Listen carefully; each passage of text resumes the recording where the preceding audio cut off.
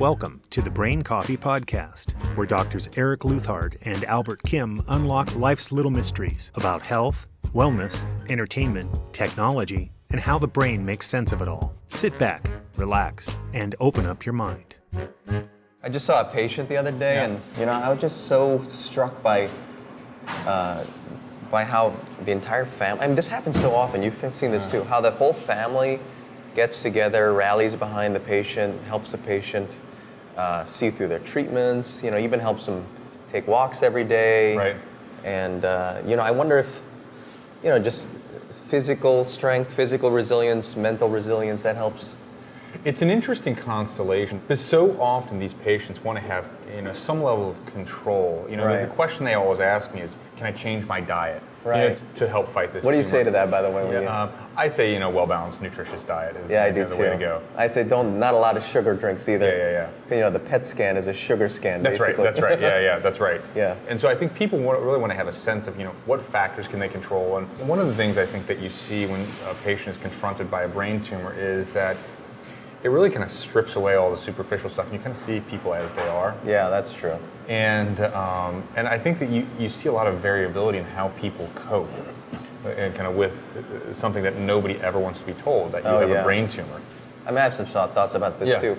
What are the components of coping well, and I think ultimately, does a coping well also help you overcome the disease? I guess those are two different things we should talk about. Yeah, I don't know about overcoming the disease, but I certainly see kind of a certain group of people who I think do pretty well relative to the disease that they have.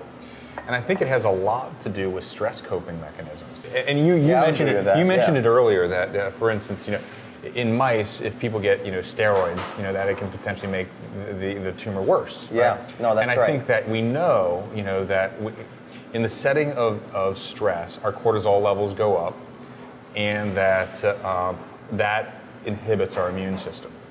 And I think that your immune system is really critical for how you fight these tumors. So people who have good coping skills, and again, that can be a number of different things. That can be good family. Some people have really strong faith-based, orientation, that they find meaning in their disease and meaning behind it.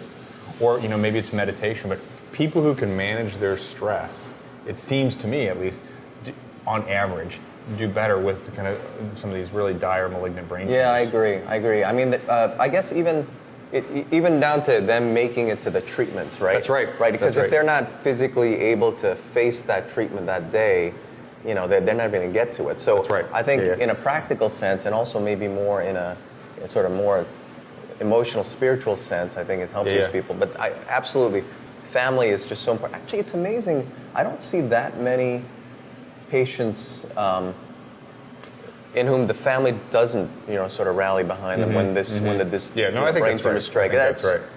It's actually quite optimistic. I think that's right. I think that really does pull people together, and it's for us. It's kind of the privilege and the honor in these dark moments to be kind of help guide people through this. Right. I think that really is because you really see kind of really what is a beautiful cohesion of people coming together. Yeah, no, absolutely.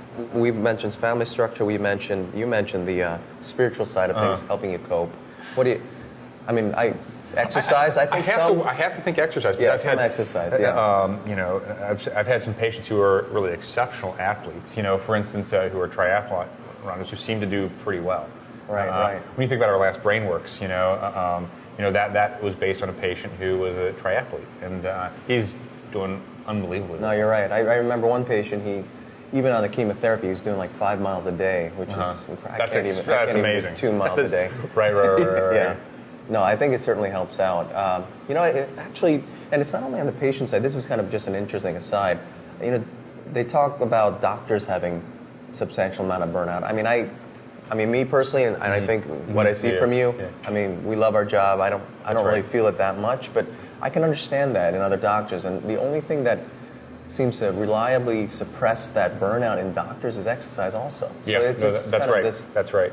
It's interesting, like what can cause you to burn out? I mean, I actually think it has less to do with patients. It actually has to do with all the stuff around it. Because there's been a lot of studies that have shown actually the amount of clicks, or like the amount of kind of times you have to interact with the computer leads to more burnout than actually the patient interactions. I can believe that. So we have the family, spirituality, we have exercise.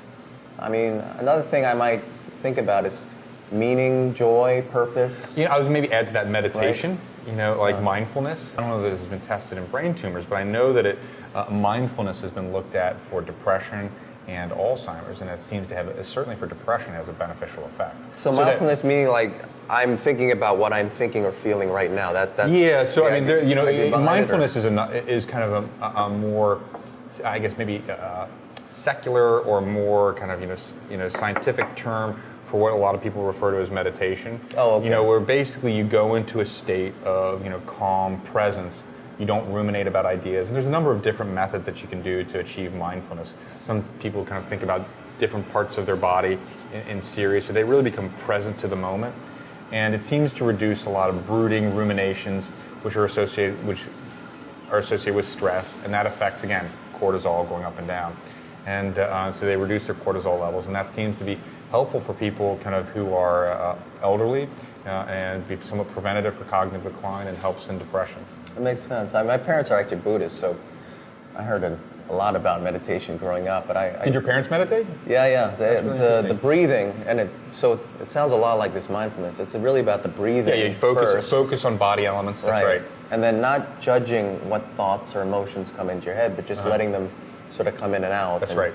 It's almost like a biofeedback. That's exactly what it is. Kind of thing. And so maybe that's how you decrease your stress levels. That's interesting. And those type of activities are shown to be associated with physiologic changes in your brain beyond just cortisol. For instance, again, going back to a brain-computer interface type of stuff, we know, for instance, that mindfulness is associated with a theta rhythm.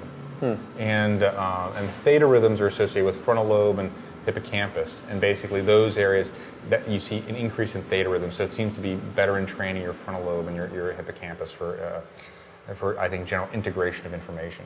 I see. So all of these things have to be brought together. Patient has more grit, patient does better. I should probably have more transparent, frank conversations about these aspects. I mean, I'm always talking about just treatments and things like that at next visit. And as I think about it, and we have these conversations all the time. This is a great thing to bring up with patients as well. Just because it's one of the things that they control. I think so often in these situations where you feel like completely out of control because you've been given a diagnosis that's really threatening everything, like giving them things that they can kind of have a tangible grasp on. But when I have to do awake surgeries, I actually will send them to mindfulness training. Because I find that they basically wake, when for a part of the surgery where they have to wake up where we can do brain mapping, they tend to wake up much calmer and they do much better and they need less anesthesia.